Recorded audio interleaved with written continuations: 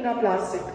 They want plastic of some standards. So you people need to work out what kind of standards they need. How do we come up with the kind of plastic these people require? My request is that some study should be made through your students in the cement plants. What kind of machinery do they require to utilize the plastic which is being produced every day in the cement industry?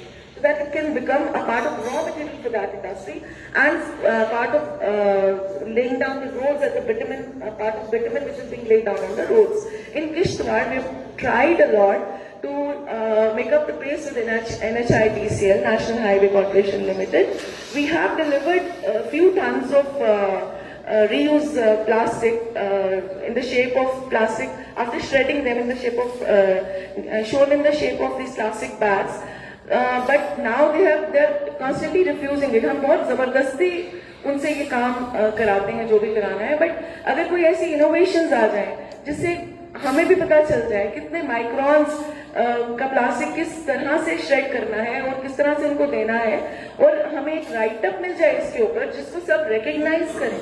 Even the national highway people recognize, even the cement industry plant people recognize, so that they can't say no to it. A research has to be made through your institute, I suppose. And one very important thing which I would like to tell everybody, and you all must be aware that government of J&K has already banned single-use plastic. But despite the fact, even small institutions like NIT, like small schools, वो भी इस ban को implement. Let's be the generation that says no more throwaway culture. Let's be the generation that carries steel bottles instead of these plastic bottles.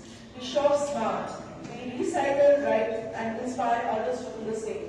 To continuously motivate my family, friends and others about the importance of environmentally friendly habits.